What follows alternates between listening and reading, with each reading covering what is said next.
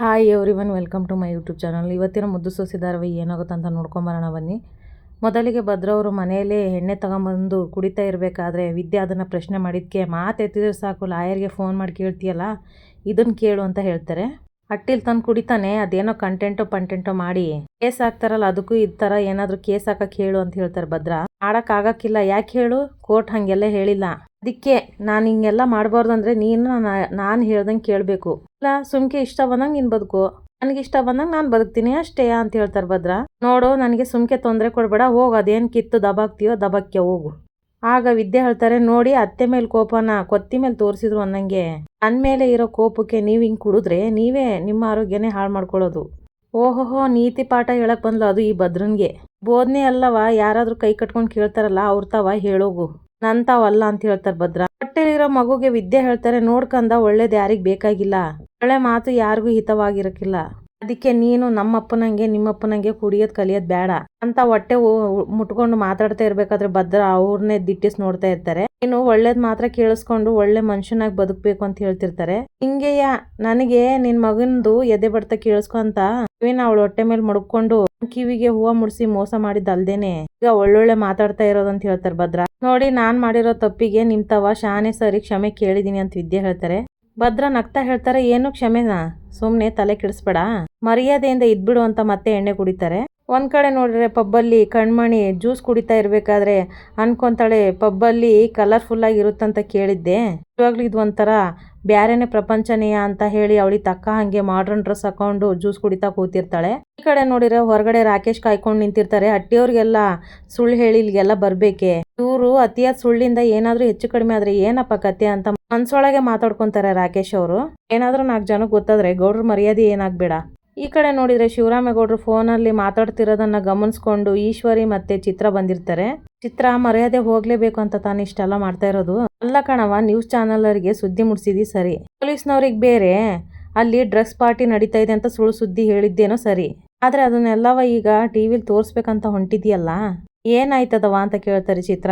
ಶಿವರಾಮೇಗೌಡನ್ನು ಮರ್ಯಾದೆ ಹೋಗುತ್ತೆ, ಅವನ ಹೆಸರಿಗೆ ದೊಡ್ಡ ಕಳಂಕನೇ ಸುಂತ್ಕೊಳ್ಳುತ್ತೆ ಕಣೆ ಪೆದ್ದಿ ಅಂತ ಹೇಳ್ತಾರೆ ಈಶ್ವರಿ. ಅಲ್ಲ ಕಣವ, ಅಂತೆದ್ದೇನು ಇಲ್ಲ ಅಂತ ಗೊತ್ತಾಗಿ ಸತ್ಯ ಹೊರಗ್ ಬಂದ್ರ ಹಂಗಾಗಕ್ಕೆ ಸಾಧ್ಯ ಇಲ್ಲ ಚಿತ್ರ.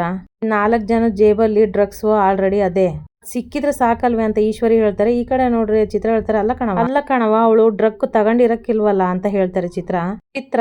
ಈಚಿಲ್ ಮರದ ಕೆಳಗಡೆ ಕುಂತ್ರೆ ಸಾಕು ಕಣೆ, ಕುಡ್ದವನ ಬಿಟ್ಟವನಂತ ಯಾರಾದ್ರೂ ಕೇಳಾರೆ, ಮಾಡೋದ್ ಬೇರೆ ಅಪಪ್ರಚಾರವೇ ತಾನೆ, ಪಾರ್ಟಿ ನಡೀತಾ ಇದೆ ಅಲ್ಲಿ ಡ್ರಗ್ಸು ಅದೇ, ಶಿವರಾಮೇಗೌಡನ್ ಮಗಳನ್ನ ಎದಾಳಂತ ಸುದ್ದಿ ಸಾಕಲ್ವೇ, ಹೆಸರಿಗೆ ಕಳಂಕ ಬರಕ್ಕೆ, ದೊಡ್ಡಪ್ಪನ್ ಮರ್ಯಾದೆ ಹೋಗಕ್ಕೆ.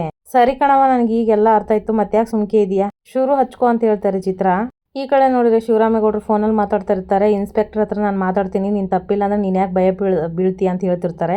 ಈಶ್ವರಿ ಅವರು ಭಾವ ಅನ್ಕೊಂಡ್ ಬಂದಾಗ ಶಿವರಾಮೇಗೌಡರು ಏನ್ ಈಶ್ವರಿ ಅಂತ ಕೇಳ್ತಾರೆ. ನಮ್ ಜಿಲ್ಲೆನಾಗೆ ಡ್ರಗ್ಸ್ ಪಾರ್ಟಿ ನಡೀತಾ ಇದೆ ಅಂತ ಪೊಲೀಸ್ನವರು ದಾಳಿ ಮಾಡೋರು ಅಂತ, ಅದೇ ದೊಡ್ಡ ಸುದ್ದಿ ಕೂತದೆ ಅಂತ ಹೇಳ್ತಾರೆ. ಅದು ಅಲ್ಲದೆ ಅದ್ಯಾವುದೋ ಪ್ರಭಾವಿ ರಾಜಕಾರಣಿ ಮಗಳು ಈ ವಿಷಯದಾಗೆ ಸಿಗಿ ಬಿದ್ದಿದ್ದಾಳಂತ ಗಾಳಿ ಸುದ್ದಿ ಬೇರೆ ಹಬ್ಬದಂತೆ ಅಂತ ಹೇಳ್ತಾರೆ. ಈ ಮಾತನ್ನ ಕೇಳಿ ಶಿವರಾಮೇಗೌಡರು ಟಿವಿ ಆನ್ ಮಾಡು ಅಂತ ಕೇಳಿದಾಗ ಚಿತ್ರ ಆನ್ ಮಾಡ್ತಾರೆ. ಅಷ್ಟರಲ್ಲಿ ಮನೆಯವರೆಲ್ಲ ಬಂದು ಸೇರಿರ್ತಾರೆ ಟಿವಿ ನೋಡೋದಿಕ್ಕೆ ಅಂತ. ವಿನಂತಿ ಹೇಳ್ತಾರೆ, ಏನ್ ವಿಚಾರ ಅತ್ತೆ, ಏನ್ ಟಿವಿಲಿ ತೋರಿಸ್ತಾ ಇರೋದಂತ ಕೇಳ್ತಾರೆ. ವಿನಂತಿ ಅದ್ಯಾವ್ದೋ ರಾಜಕಾರಣಿ ಮಗಳು ಡ್ರಗ್ಸ್ ಪಾರ್ಟಿನಲ್ಲಿ ಸಿಗಿ ಬಿದ್ದಾಳಂತೆ ಅಂತ ಹೇಳ್ತಾರೆ. ಅಂತದೇನು ಇಲ್ವಲ್ಲ ಈಶ್ವರಿ ಅಂತ ಮೋಹನ ಕೇಳಿದಾಗ ಈಶ್ವರಿ ಹೇಳ್ತಾರೆ, ನನಗೂ ಗೊತ್ತಿಲ್ಲ ಅಕ್ಕ, ಫೋನ್ ಮಾಡಿ ಹೇಳಿದ್ರು, ಅದಕ್ಕೆ ನಾನು ಬಾವಂತಾವ್ ಬಂದು ಹೇಳ್ದ ಆಟೆ ಅಂತ ಹೇಳ್ತಾರೆ. ಸನ್ನೆಯಲ್ಲಿ ಚಿತ್ರನಿಗೆ ಹೇಳ್ತಾರೆ ಈಶ್ವರಿ ಅವರು, ಹೋಗಿ ಹೇಳು ಅಂತ. ಸುಭಾಷನಿಗೆ ಫೋನ್ ಮಾಡಿ ಕೇಳ್ತಾರೆ. ಸುಭಾಷ್ ಹೇಳ್ತಾರೆ, ಏನ್ ಚಿತ್ರಕ್ಕ ಫೋನ್ ಮಾಡಿದ್ದು ಅಂತ ಹೇಳ್ತಾರೆ. ಸುಭಾಷ, ಟಿವಿಲಿ ಬೇರೆ ವಿಷಯ ಬರ್ತೈತೆ, ಆ ಪಾರ್ಟಿ ವಿಷಯನೇ ಬರ್ತಾ ಇಲ್ಲ ಅಂತ ಚಿತ್ರ ಹೇಳ್ತಾರೆ. ಚಿತ್ರಕ್ಕ, ಮೀಡಿಯಾದವರು ಈಗ ಎಂಟ್ರಿ ಕೊಟ್ಟಾಯ್ತು, ಈಗ ಶುರುವಾಗುತ್ತೆ ನೋಡ್ ಆಟ, ಸರಿ ನೀವು ಟಿವಿ ನೋಡ್ತಾ ಇರಿ, ಮೊದ್ಲು ನಾನು ಇಲ್ಲಿಂದ ಎಸ್ಕೇಪ್ ಆಗ್ತೀನಿ ಅಂತ ಸುಭಾಷ್ ಹೇಳ್ತಾರೆ. ಸರಿ ಕಣ್ಣ, ನೀನ್ ಹುಷಾರಂತ ಫೋನ್ ಕಟ್ ಮಾಡ್ತಾರೆ ಚಿತ್ರ. ಈ ಕಡೆ ನೋಡಿದ್ರೆ ಭದ್ರ ಕುಡಿಯೋದನ್ನ ನೋಡ್ಕೊಂಡು ವಿದ್ಯೆ ಫೀಲ್ ಮಾಡ್ಕೊಂಡು ತಡೆಯಕ್ಕಾಗದೆ ಸುಮ್ನೆ ಕೂತಿರ್ತಾರೆ. ಮೋಸ ಮಾಡಲೆಂದು ನೀನು ಬಂದಿ ಅಂತ ಹಾಡು ಹೇಳ್ಕೊಂಡು ಮತ್ತೆ ಕುಡಿಯೋಕೆ ಶುರು ಮಾಡ್ತಾರೆ ಭದ್ರ. ಹಾಡು ಹೇಳ್ಕೊಂತ ಕುಡಿತಾ ವಿದ್ಯೆಗೆ ಮತ್ತಷ್ಟು ನೋಯಿಸ್ತಾ ಇರ್ತಾರೆ ಭದ್ರ ಅವರು. ಭದ್ರ ಕುಡಿಯೋ ಟೈಮಿಗೆ ವಿದ್ಯೆಗೆ ಆ ಸ್ಮೆಲ್ ತಡೆಯಕ್ಕಾಗದೆ ವಾಮಿಟ್ ಬಂದ್ಬಿಡುತ್ತೆ, ಹಾಗಾಗಿ ಹೊರಗಡೆ ಓಡೋಗ್ಬಿಡ್ತಾರೆ. ಅವಳು ಹೋಗಿದ್ದನ್ನ ನೋಡಿ ಭದ್ರ ಆಟೆಲ್ಲ ಹೇಳಿದ್ರೆ ಓಡೋಗ್ದೆ ಇದ್ದಳು ಒಂದೇ ಒಂದು ಹಾಡಿಗೆ ಓಡೋಗ್ಬಿಟ್ಲಲ್ಲ, ಕೆಡ್ದಾಗೈತ ನನ್ ಕಂಠ ಅಂತ ಅನ್ಕೋತಾರೆ ಭದ್ರ. ಹೊರಗಡೆ ಬಂದು ವಿದ್ಯೆ ವಾಮಿಟ್ ಮಾಡ್ತಾರೆ. ಹೋಗಿದ್ ವಾಂತಿ ಮಾಡೋದ್ಕ ನಾನೇನೋ ನನ್ನ ಹಾಡು ಕೇಳಿ ಹೋಗಿದ್ದಾಳ ಅನ್ಕಂಡೆ, ಹಾಗೆ ಹೊರಗಡೆ ಭದ್ರ ಬಂದ್ಬಿಡ್ತಾರೆ. ಈ ಕಡೆ ನೋಡಿದರೆ ಭದ್ರಾ ಅಜ್ಜಿಯಾಗೆ ಚಂಪಾ ವಾಕ್ ಮಾಡ್ತಾ ಇರ್ತಾರೆ. ಬೆಳಗ್ಗೆ ಒಂದು ಸ್ವಲ್ಪ, ಸಾಯಂಕಾಲ ಒಂದು ಸ್ವಲ್ಪ ವಾಕ್ ಮಾಡ್ತಾ ಇದ್ರೆ ದೇಹ ದಿನಸುತ್ತೆ ಅಂತ ಹೇಳ್ತಿರ್ತಾರೆ. ವಿದ್ಯೆ ವಾಂತಿ ಮಾಡೋದನ್ನ ನೋಡ್ಬಿಟ್ಟು ಚಂಪಾ ಹಾಗೆ ಭದ್ರಾ ಅಜ್ಜಿ ಅಲ್ಲೇ ನಿಂತ್ಕೊಂಡ್ಬಿಡ್ತಾರೆ. ಅದ್ಯಾಕೆ ಇಷ್ಟೊತ್ತಲ್ಲಿ ಹಿಂಗ್ ವಾಂತಿ ಮಾಡ್ತಾ ಇದ್ದಾಳಲ್ಲಿ ಇವಳು ಹಿಂದೆಯಿಂದ ಭದ್ರಾ ಮಾತಾಡ್ಕೊಂತಾರೆ. ಇವಳು ನಿಜವಾಗ್ಲೂ ವಾಂತಿ ಮಾಡ್ತಿದ್ದಾಳ ಇಲ್ಲ ವಾಂತಿ ಮಾಡೋ ತರ ನಾಟಕ ಮಾಡ್ತಾ ಇದ್ದಾಳ ಅನ್ಕೋತಾರೆ. ಅಮ್ಮಮ್ಮ ವಿದ್ಯೆ ಕೌಸಿ ಜಾಸ್ತಿನೇ ವಾಂತಿ ಮಾಡ್ತಾ ಇದಾರ ಅಮ್ಮಮ್ಮ ಅಂತ ಹೇಳ್ತಾರೆ ಚಂಪಾ. ಅಲ್ಲ, ಕಣ್ ಪೂರ್ತಿ ಕುಡಿದು ನಾನೇ ಸರಿಯಾಗಿದ್ದೀನಿ, ಇವಳೇನಿದು ಇವಳು ಆಮ್ಲೆಟ್ ಆಗ್ತಾ ಇದ್ದಾಳಲ್ಲ ಅಂತಾರೆ. ಅಂತ ಟೈಮಲ್ಲಿ ಅವಳು ಬಸ್ರಿ ಅಲ್ವಾ, ತಲೆ ಸುತ್ತ ಬರೋದು ವಾಂತಿ ಬರೋದು ಸಹಜ ಅಲ್ವಾ ಅಂತ ಹೇಳ್ತಾರೆ ಭದ್ರಾ ಅಜ್ಜಿ. ವಿದ್ಯೆ ಬಾಯಿ ತೊಳ್ಕೊಂಡು ಹೋಗ್ತಾ ತಲೆ ಸುತ್ತಿ ಕೆಳಗಡೆ ಬಿದ್ದ್ಬಿಡ್ತಾರೆ. ಅದನ್ನ ನೋಡಿ ಭದ್ರಾ ಅಜ್ಜಿ ಚಂಪಾ ಗಾಬರಿ ಆಗ್ತಾರೆ. ಆದ್ರೆ ಭದ್ರಾ ಅವರು ಸುಮ್ಮನೆ ಸೈಲೆಂಟ್ ಆಗಿ ನಿಂತಿರ್ತಾರೆ. ಈ ಕಡೆ ನೋಡಿದ್ರೆ ಪಬ್ಬಲ್ಲಿ ಕಣ್ಮಣಿ ಜ್ಯೂಸ್ ಕುಡ್ಕೊಂಡು ಡ್ಯಾನ್ಸ್ ಮಾಡ್ಕೊಂಡು ಕೂತಿರ್ಬೇಕಾದ್ರೆ ಮೀಡಿಯಾದವರು ಅಲ್ಲಿಗೆ ಎಂಟ್ರಿ ಕೊಟ್ಟಿರ್ತಾರೆ. ನಾವೇನೋ ಇಲ್ಲಿ ರೀಚ್ ಆಗಿದ್ವಿ, ಆದರೆ ಪೊಲೀಸ್ನವ್ರು ಇನ್ನೂ ಬಂದಿಲ್ಲ ಅಂತ ಮಾತಾಡ್ಕೊತಾ ಇರ್ತಾರೆ ಸುಭಾಷ್ ಕಡೆಯವರು. ಅಷ್ಟರಲ್ಲಿ ಪೊಲೀಸ್ನವರು ಒಳಗಡೆ ಎಂಟ್ರಿ ಕೊಡ್ತಾರೆ. ಈ ಕಡೆ ನೋಡಿದರೆ ಟಿ ವಿಲಿ ದೊಡ್ಡ ದೊಡ್ಡ ರಾಜಕಾರಣಿ ಮಕ್ಕಳು ಡ್ರಗ್ಸ್ ಮಾಫಿಯಾದಲ್ಲಿ ಸಿಲುಕಿಕೊಂಡಿದ್ದಾರೆ, ಅದರಲ್ಲಿ ರಾಜಕಾರಣಿಗಳ ಕೈವಾಡ ಇದೆಯಾ, ಹಾಗಾದರೆ ಅವ್ರ ಮಕ್ಕಳು ಯಾರು ನೋಡ್ಕೊಂಬರೋಣ ಅಂತ ಹೇಳಿ ನ್ಯೂಸಲ್ಲಿ ಹೇಳ್ತಾ ಇರ್ತಾರೆ. ಇನ್ನೊಂದು ಕಡೆ ನೋಡಿದರೆ ಫುಲ್ ಪೊಲೀಸು ಎಂಟ್ರಿ ಕೊಟ್ಬಿಟ್ಟು ಎಲ್ಲರಿಗೂ ಶಾಕ್ ಆಗಬೇಡಿ, ಎಲ್ಲಿದ್ದೀರೋ ಅಲ್ಲೇ ನಿಂತ್ಕೊಳ್ಳಿ, ಇಲ್ಲಿ ಡ್ರಗ್ಸ್ನವರು ಸಿಗಿಬಿದ್ದಿದ್ದಾರೆ, ಅವ್ರನ್ನ ಹಿಡಿಬೇಕು ಅಂತ ಪೊಲೀಸ್ನವರು ಹೇಳ್ತಾರೆ. ಇನ್ನೊಂದು ಕಡೆ ನೋಡಿದರೆ ವಿದ್ಯಾ ತಲೆ ಸುತ್ತ ಬಂದು ಬಿದ್ದಿರ್ತಾರೆ. ಆಗ ಭದ್ರವ್ರು ಹೇಳ್ತಾರೆ, ಏನು ನಾಟಕ ಗಿಟ್ಕ ಆಡ್ತಾಳೋ ಏನೋ, ಎದ್ದಳೆ ಅಂತ ಹೇಳ್ತಾರೆ. ಇನ್ನೊಂದು ಕಡೆ ನೋಡಿದರೆ ಭದ್ರಾ ಅಜ್ಜಿ ಹಾಗೆ ಚಂಪಾ ಅವರು ಅಯ್ಯೋ ತಲೆ ಸುತ್ತ ಬೇರೆ ಬಿದ್ದಿದ್ದಾಳೆ ಅಮ್ಮಮ್ಮ ಅಲ್ಲಿಗೆ ಹೋಗೋಣವಾ ಅಂತ ಹೇಳಿದಾಗ ಭದ್ರಾ ಅಜ್ಜಿ ಹೇಳ್ತಾರೆ, ಬೇಡ ಕಣೆ, ಅವ್ರ ಗಂಡ ಅವ್ರ ಹತ್ರನೇ ಇದ್ದಾರೆ, ಅವರೇ ನೋಡ್ಕೊತಾರೆ ಬಿಡು, ನಾವು ಹೋಗೋದು ಬೇಡ, ಗಂಡ ಹೆಂಡ್ತಿ ಹತ್ರ ಇದ್ದು ಅವಳನ್ನ ನೋಡ್ಕೊತಾನೋ ಇಲ್ಲ ಅಂತ ಗೊತ್ತಾಗುತ್ತೆ, ದೂರದಿಂದನೇ ನಾವು ಪರೀಕ್ಷೆ ಮಾಡೋಣ ಅಂತ ಹೇಳಿ ಸುಮ್ಮನಾಗ್ಬಿಡ್ತಾರೆ. ಈ ಕಡೆ ನೋಡಿದ್ರೆ ಭದ್ರಾ ಎಷ್ಟೆಲ್ಲ ಹೇಳಿ ಪ್ರಯತ್ನ ಪಡಿಸ್ತಾ ಇರ್ತಾನೆ, ಎದ್ದೇಳ್ತೀಯ, ಏನೋ ನಾಟಕ ಆಡ್ತಾ ಇದೆಯಾ, ಹೆಂಗೆ ಕುಡ್ದಿರೋ ನಾನು ತಾನೇ, ನೀನು ಹೆಂಗೆ ಬೀಳೋಕ್ಕೆ ಸಾಧ್ಯ ಅಂತೆಲ್ಲ ಹೇಳ್ತಾ ಇರ್ತಾರೆ.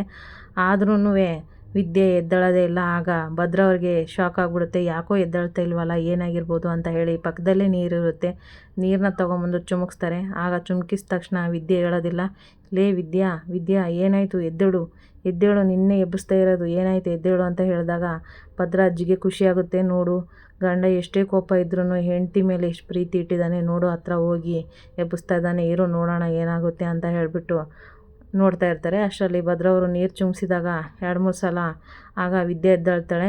ಆಗ ವಿದ್ಯಾ ಭದ್ರನ ತೊಡೆ ಮೇಲೆ ಇದ್ದದ್ದು ನೋಡಿ ಶಾಕಾಗಿ ಎದ್ದು ಕುಂತ್ಬಿಡ್ತಾಳೆ. ಏನು, ನಾನು ಕುಡ್ದಿಕ್ಕೆ ತಲೆ ಸುತ್ತ ಬಂದ್ಬಿಡ್ತಾ, ಏನು ನಿನಗೆ ಕುಡಿಸಿದ್ರೆ ನೀನು ಹೆಂಗೆ ಮಾಡ್ತಿದ್ದೆ ಅಂತ ಭದ್ರ ಕೇಳಿದಾಗ, ಹೌದಾ ಕುಡಿಸಿದ್ರೆ ನೀವು, ಕುಡಿಸಿ ನೋಡೋಣ, ಕುಡ್ಸೋನು ನೋಡ್ಕೊಳ್ಳಿ, ಆಮೇಲೆ ಇದೆ ನಿಮಗೆ ಅಂತ ವಿದ್ಯೆ ಹೇಳ್ತಾರೆ. ಅವರಿಬ್ಬರ ಮಧ್ಯೆ ಕೋಳಿ ಜಗಳ ಶುರುವಾಗುತ್ತೆ. ಇಲ್ಲಿಗೆ ಸಂಚಿಕೆ ಮುಗಿಯುತ್ತೆ. ಯಾರೆಲ್ಲ ನನ್ನ ಚಾನಲ್ ನೋಡ್ತಿದ್ದೀರೋ ದಯವಿಟ್ಟು ಸಬ್ಸ್ಕ್ರೈಬ್ ಮಾಡ್ಕೊಳ್ಳಿ, ಹಾಗೆ ಒಂದು ಲೈಕ್ ಶೇರ್ ಮಾಡಿ. ವಿಡಿಯೋ ನೋಡಿಗಾಗಿ ಧನ್ಯವಾದಗಳು.